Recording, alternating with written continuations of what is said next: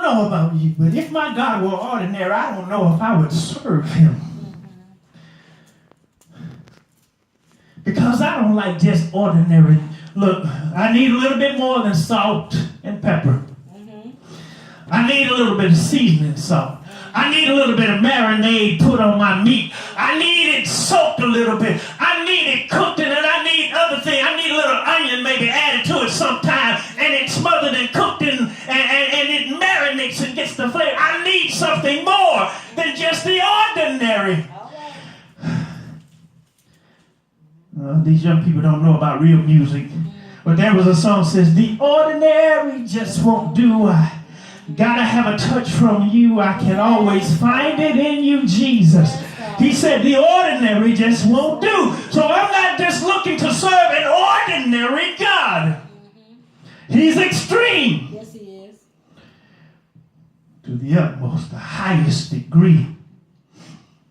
In Genesis, and I'm not going to read the whole thing for time, but he creates everything. Days 1 through 5. In the beginning, God created the heaven and the earth, the sea and all that. And he created all the creatures. He made them. He formed them. He fashioned them. And after he filled the earth, here we are at verse 26. That's where we're going. At verse 26, it was time for him to create a man. He created the earth and its creatures. And in day 6, and I'm so glad they be stealing from the Spirit of God. There's a song that says, you save the best for last. They got that from the Spirit. The scripture, the Bible says, the first shall be last and the last shall be first. They got it from the Spirit of God. The enemy, he's a counterfeit. He's always trying to steal God's thunder, but he can't. All right now. So he made all the creatures. And on day 6, he said, now it's time for me to do my best creation. He said, it's time for me to make man. And I'm going to make a man, but how am I going to make him? I need to go far and above what I have already done when I make this man. Because God doesn't like to repeat. Even when God makes twins, it's still not a repeat because each twin has 2 individual fingerprints. Okay. Come on. Oh, God. God is so individualized. He's so specific. He's so peculiar about what he does.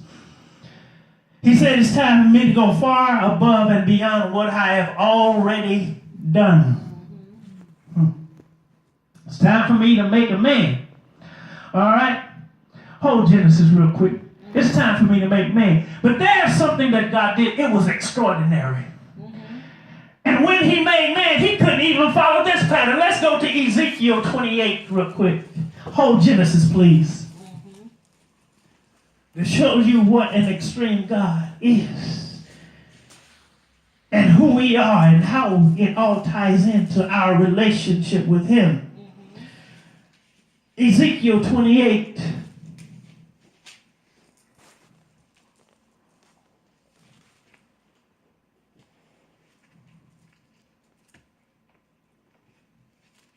When we get there, say amen. Amen.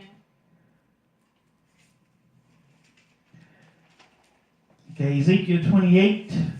Let's begin at verse 13. Thou hast been in Eden, the garden of God. Every precious stone was thy covering. The sardius, topaz, the diamond, the beryl, the onyx, the jasper, the sapphire, the emerald, and the carbuncle, the gold, the workmanship of thy tabrets and of thy pipes was prepared in thee in the day that thou was created. Thou art the anointed cherub that covereth, and I have set thee so. Thou wast upon the holy mountain of God. thou hast walked up and down in the midst of the stone of fire. Thou wast perfect in thy ways from the day that thou was created till iniquity was found in thee. Okay. Now, this is the account of the angel. His original name in the Hebrew was called Hallel. It was called Hallel. That was the name of the angel. And then iniquity was found in him and his name was changed. But in the day that he was created, it says that there were stones in him. There were all kinds of rubies in him. There was gold in him. There was pipes in him. In the day that he was created, he was beautiful to look on. It says he was perfect in the way that he was created until iniquity was found in. And this was Satan, Lucifer, the devil. He was beautiful to look at. This was God's greatest creation until it came time for him to make a man. So he said, I can't follow that pattern. I did all right. I did good. He was beautiful. But he messed up what I created too. And don't get it twisted, because God creation was not imperfect. But it was the choice that he made that created imperfection in him. Okay, that's for another time and another season. It was the choice that he made that created imperfection in his life. And in his being, he had gold. He had pipes in him. When he sang, he sounded oh so beautiful. But God said, that standard, I need to go above and beyond. It's time for me to create a man.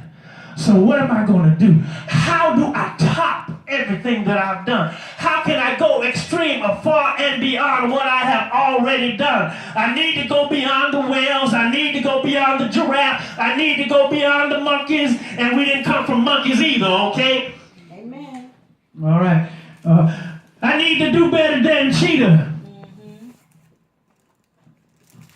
So how am I going to do this? How am I going? I need a pattern. Okay. God said to God, how are we going to do this? And God answered. And God said, this is extreme, but this is what we must do. So God had a conversation with God. Yes, he did. God had a conversation with God about how he was going to create what he needed to create. Come on here, Pastor. So what did God do? What did God come in agreement with himself to do? Okay, Genesis 1:26. Read. And God said, let us make man in our image, after our likeness, and let them have dominion over the fish of the sea, over the fowl of the air, over the cattle, and over all that the earth, and every creeping thing that creepeth upon the earth. And verse 27, read that also. So God created man in his own image. In the image of God created he him. Male and female. Okay, you better hear me really, really right now. Yes, sir. After all the angels that God created, yes. after all the cattle and all the sheep and all of the things that God created, God said, the only way that I can top what I've done is that I got to go to me and create me again and make man like me, because that's the only way that I can create the extreme. Jesus. So he's an extreme God. He created himself in us, and he created man after his own image and in his own likeness. He said, I can't do no better than myself. So let me make him in my image and after my likeness. He said, I can't even go to Lucifer because he ain't good enough. Woo, Jesus. Let me go to myself and create this man. I want him to look like me, act like me, have my character, have my nature, have my power, have my wealth, have everything that I am. So he created man in his likeness, after his image. Yes, Lord. He's an extreme God. Yes, he is. He's an extreme God. Extreme God. And I need to to verify it, let's go to Psalms 8. Yes, God. Psalms chapter 8. Yes, Lord.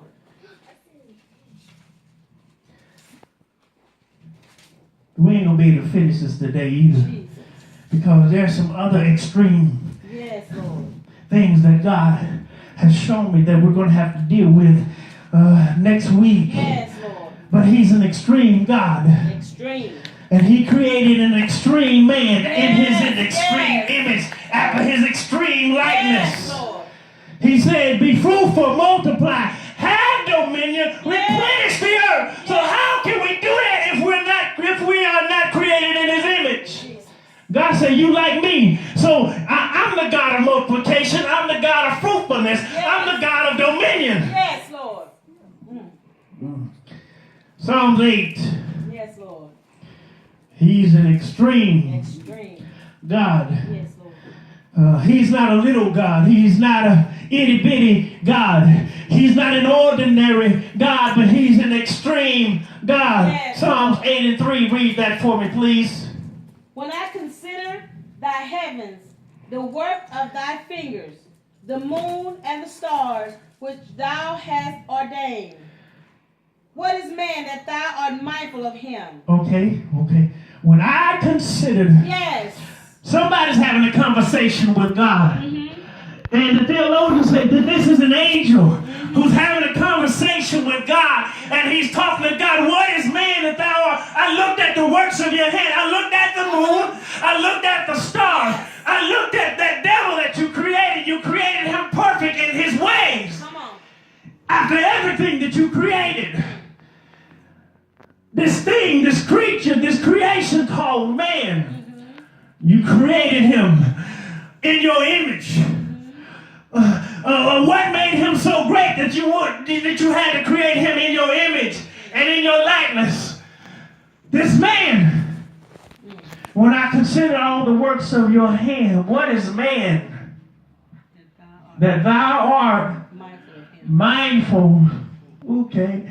Mindful of him. The word mindful means my mind is full of him.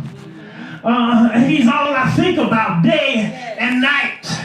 Every time I turn around, you're thinking about man. Man is on your mind. You're always talking about that man. Everywhere I hear everything that comes out of your mouth, you're talking about that man that you created. Even when he messes up, you're still talking about him. When he's doing good, you're talking about him. You're always talking about this man. So what is man that thou art mindful of him? Read.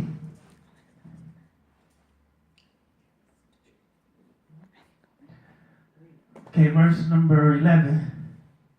The next verse after. What's the next verse? 4 should be. What is man that thou art mindful of him, and the son of man that thou visited him? But thou hast made him a little lower than the angels, and hast crowned him with glory and honor. Okay, what is man that you created him a little lower than the angel? That word angel is translated in the Hebrew Elohim. You created him just a little bit lower than yourself. You created him a little lower than, what is this man? That you created him right underneath you. You put him above